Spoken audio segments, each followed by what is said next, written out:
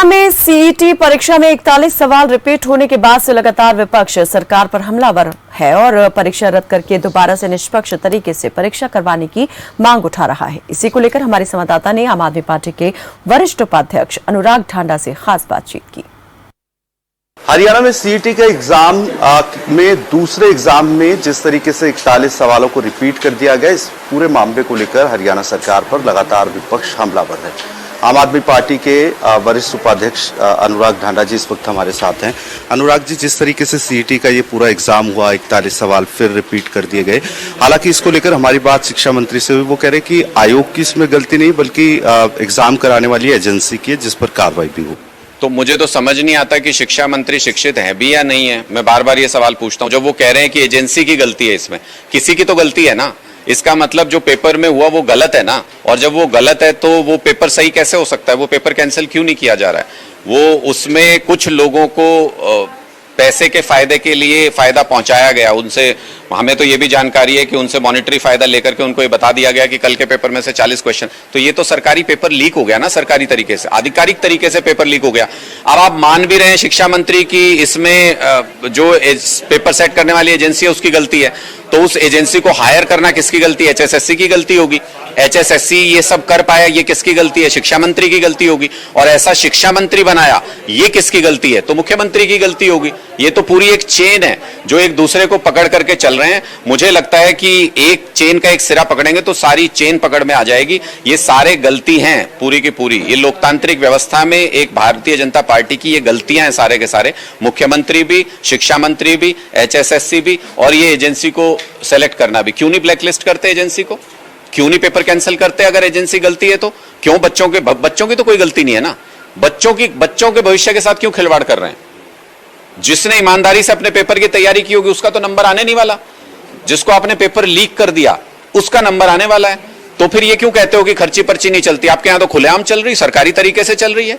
बाकी जगह तो हमने देखा था चोरी छिपे चलती है, नेक्सस होता है, गैंग्स करते हैं ये काम। यहां तो सरकार कर रही है पेपर लीक, आधिकारिक तरीके से कर रही है। इसलिए अब इन चीजों को और बर्दाश्त नहीं किया जाएगा। 25 तारीख को विधानसभा का घेराव आम आदमी पार्टी की यूथ विंग कर रही है। हमारे साथ युवा अध्यक्ष आज मौजूद हैं यहां पर। उन्होंने ऐलान किया है कि यूथ आम आदमी पार्टी और CYSS जो हमारी छात्र विंग है, दोनों मिलकर के 25 तारीख को विधानसभा का घेराव करेंगे और इस मुद्दे को जोर शोर से उठाएंगे। क्या डिमांड इसमें आम आदमी पार्टी की तरफ से की जा रही है? ये एग्जाम दोबारा होना चाहिए और साथ ही क्या जांच इसमें होनी? देखिए, हमारी बहुत स्पष्ट मांग है। एक तो ये एग्जाम दोबारा होना चाहिए, और जब दोबारा हो तो ये 4 गुना और 8-10 गुना का ड्रामा बंद करना चाहिए सरकार को।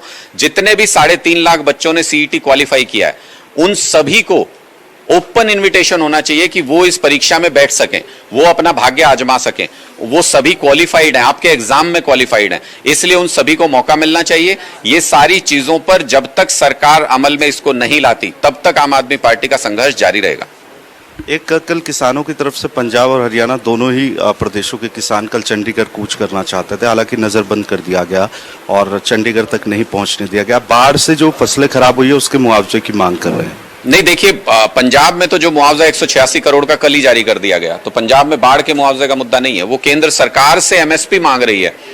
जो किसानों की जो जत्थेबंदी है वो केंद्र सरकार से मांग कर रहे हैं, MSP मांग रहे हैं। उनके केंद्र सरकार के खिलाफ आंदोलन है। हरियाणा के किसान अपना बाढ़ का मुआवजा मांगने के लिए आ रहे थे। तो ये तो हद हो गई कि अपना बीमा क्लेम लेने के लिए किसानों को 2 हफ्ते टंकी पे चढ़ना पड़ता है, अनशन करना पड़ता है, सड़क पे आंदोलन करना पड़ता है, सड़क जाम करनी पड़ती है। और अब ना बाढ़ का मुआवजा दे रही है सरकार, और उसको मांगने के लिए अगर आप लोकतांत्रिक तरीके से प्रदर्शन करना चाह रहे हैं तो प्रदर्शन भी नहीं करने दे रही है। तो ये तो तानाशाही हो गई। घर से नहीं निकलने देंगे, गिरफ्तार कर लेंगे, परिवार को परेशान करेंगे, चंडीगढ़ नहीं पहुंचने देंगे। तो ये तो तानाशाही है सरासर। हरियाणा की तानाशाही सरकार किसानों के ऊपर लगातार अत्याचार कर रही है, और किसानों को अपनी छोटी सी बात के लिए भी उनको धरने, प्रदर्शन, अनशन करने पड़ते हैं, तब उनकी बात मानी जाती है। वरना आप मुझे समझाइए कि ये सिरसा में 750 करोड़ का क्लेम बकाया है किसानों का। 2 हफ्ते तक टंकी के ऊपर चढ़ना पड़ा, फिर सरकार ने कहा कि हाँ दिलवा रहे हैं। तो अगर तो वो क्लेम बनता नहीं था किसानों का, तो अब कैसे दिलवा रहे हो? और अगर वो जायज क्लेम था किसानों का, तो उसके लिए 2 हफ्ते टंकी पे चढ़ने की क्या जरूरत है? सरकार ने खुद क्यों नहीं दिलवाया उसको? ये सारे वो वाजिब सवाल हैं जो सरकार के सामने मुंह बाए खड़े हैं। एक आखिरी सवाल मेरा ये कि जो संदीप सिंह है मंत्री हैं हरियाणा के, उन पर जूनियर कोच की तरफ से जिस तरीके से आरोप लगाया गया, इस पूरे मामले को काफी समय भी हो गया, चंडीगढ़ पुलिस इसमें जांच कर रही है, लेकिन अभी तक चार्जशीट इस पूरे मामले में फाइल नहीं हुई। देखिए, हम इसमें चंडीगढ़ प्रशासन से सीधे तौर पे जानकारी मांग रहे हैं कि चार्जशीट अभी तक क्यों नहीं फाइल की गई है। अगर चंडीगढ़ प्रशासन का कोई सेटिस्फैक्टरी जवाब नहीं आता है और अगर तुरंत हमें एश्योरेंस नहीं मिलता है कि इसमें चार्जशीट फाइल की जा रही है, आम आदमी पार्टी इस मुद्दे को लेकर एक बार फिर सड़कों पर उतरेगी। धन्यवाद। बहुत बहुत शुक्रिया। तो अनुराग ढांडा हमारे साथ थे और 25 अगस्त को विधानसभा मॉनसून सत्र के पहले दिन आम आदमी पार्टी की यूथ विंग की तरफ से विधानसभा का घेराव किया जाएगा। सीईटी के दूसरे जो एग्जाम था उसमें 41 सवाल जिस तरीके से रिपीट कर दिए, इस पूरे मामले को लेकर आम आदमी पार्टी अब हरियाणा सरकार को घेरने की तैयारी है। खबर फास्ट के लिए चंडीगढ़ से वीडियो जर्नलिस्ट अलजिंदर के साथ अनिल कुमार।